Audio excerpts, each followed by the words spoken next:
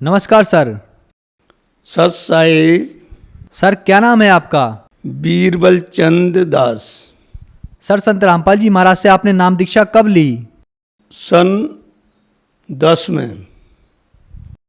Sir आप कहाँ के रहने वाले हैं? हम लोग नेपाल के रहने वाले हैं। सर संत रामपाल जी महाराज से नाम दीक्षा लेने से पहले क्या आप कोई भक्ति साधना करते थे? जी हाँ, पहले मैं भक्ति मतलब पत्थरों से लेकर के जितने भी देवी देवताओं के हैं, हमारे इष्ट आदि शक्ति मतलब परचर देवी थी। उसके बाद शिव जी की भी पूजा करते थे, कृष्ण की, राम की, गणेश की, संतोषी माँ की, सभी चीज़ किया करता था मैं। तो सर आप इतने देवी देवताओं की भक्ति करते थे, तो इन सब भक्ति साधनाओं से आपको क्या क्या लाभ मिले? लाभ तो हुआ नहीं, बल्कि उससे नुकसान हुआ। वो कैसे कि मैंने भागवत गाया था और उसमें मेरे जीजा जी की मृत्यु हो गई। भागवत के मतलब 6-7 दिन चलने के बाद, जिसमें कि लाखों रुपए दूर दूर के आदमी आए, मेरे जीजा जी भी आए और मेरी दीदी भी आई, तो उसमें फ़ायदा नहीं हुआ कि जैसे वहाँ पे चल रखा था प्रवचन और हम लोग मतलब 15-16 दिन से मतलब उपवास व्रत था और जीजा जी भी आए और एक अध्याय सुनने के बाद उनके पेट में दर्द हो गया और उसके बाद उनकी मैंने घर भेज दिया। मंदिर में लगा रखा था दुर्गा माँ के, तो उनकी मृत्यु हो गई।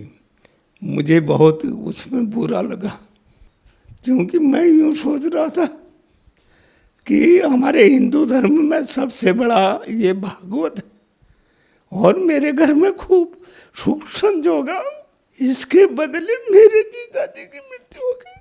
मैं बहुत तंग आ गया। उसके बाद उनका जनाजा गया और मैं उसको भी खंडित करवा दिया। मैं तब से मतलब इन चीज़ों को सब छोड़ दिया मैंने।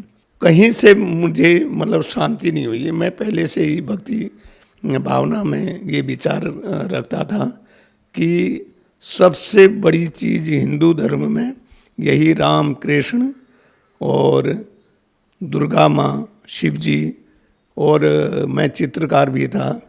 मैं सोचता था कि यही हमारे लिए सबसे बड़ी चीज़ें हैं। मुझे मिर्गी के दौरे पड़ते थे।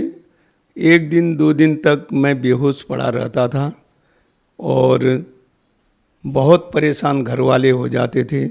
जगह जगह देवी देवताओं के और देखने वाले ये जंतर मंत्रों के पास जाया करते थे, कहीं से मुझे आराम नहीं मिला।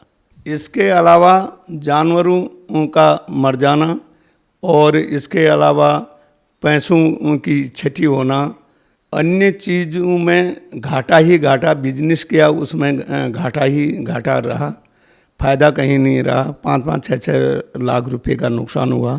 कहीं से भी मैं चैन से नहीं रह पाया, बहुत परेशानी होगी। देवी देवताओं के भक्ति करते करते मैं यहाँ तक कि छोटे कैलाश तक पहुँचा और वहाँ से मानसरोवर जाने का भी मैंने 8 किलोमीटर तिब्बत तक पहुँचा, जा नहीं पाया। बहुत परेशानी हो गई और इतना धन खर्च हो गया जिससे कि बहुत ही जीवन में मैं बहुत परेशान हो गया। कोई भी कार्य करूं उसमें सफलता प्राप्त न हो, घाटा ही घाटा हो। काफ़ी लगाने के बाद भी उससे मुझे कोई फायदा नहीं हुआ। तो सर आप देवी देवताओं की भक्ति करते करते बहुत दुखी हो गए, फिर नेपाल के वासी होने के बावजूद भारत में इतनी दूर संत रामपाल जी महाराज की शरण में आप कैसे आए? संत रामपाल महाराज जी के उसमें मेरा लड़का इंडिया में सर्विस करता था और वो अकस्मात यहाँ किसी ड्यूटी में हरियाणा पहुँचा।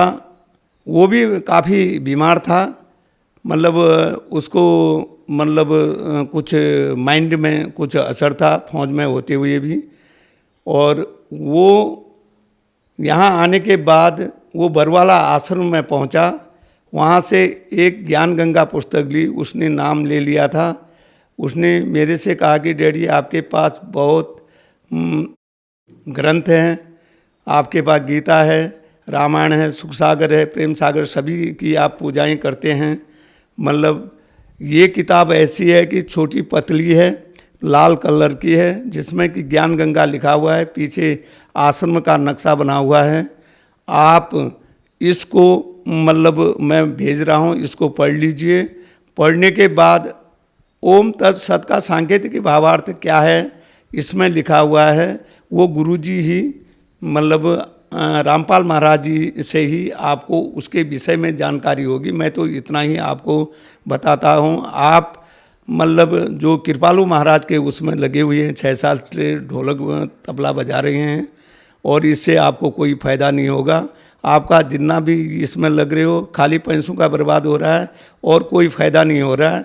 आप मेरा कहना मानते हैं तो आप लग जाइए। उसी के वजह से 2010 में बरवाला आश्रम में गया, संत रामपाल महाराज जी से नाम दीक्षा लिया।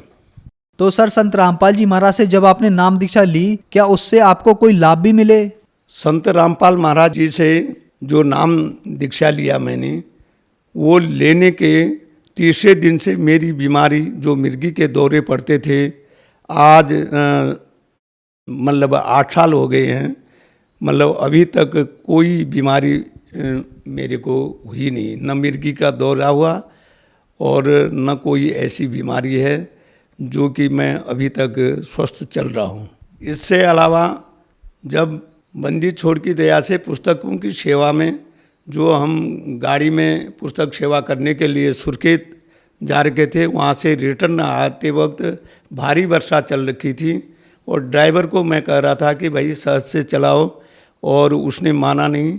ऊपर से मतलब मलबा आ रहा था रोड में, और वहाँ पर से उसने ब्रेक मारा कि क्या मारा, अब वही जाने उसका काम, और हमारी गाड़ी गिर गई जिसमें कि हम 8 आदमी थे। और संत रामपाल महाराज जी की असीम कृपा से गाड़ी जो हमारी गड्ढे में चली गई थी, मतलब 15 मीटर नीचे, उसके बाद उन्हीं की असीम कृपा से, संत रामपाल महाराज जी के कृपा नहीं होती, जरा सा आगे 2 मीटर आगे चले जाते, 2000 मीटर से नीचे उस चट्टान में चले जाते, एक भी मतलब हम लोगों की डेड बॉडी भी नहीं मिलती। यहाँ तक मतलब हमारे चिथड़े चिथड़े हो जाते। सर, संत रामपाल जी महाराज की शरण में आने के बाद आपको बहुत लाभ मिले, तो जो श्रद्धालु आज आपको देख रहे हैं, आप उन्हें क्या संदेश देना चाहोगे?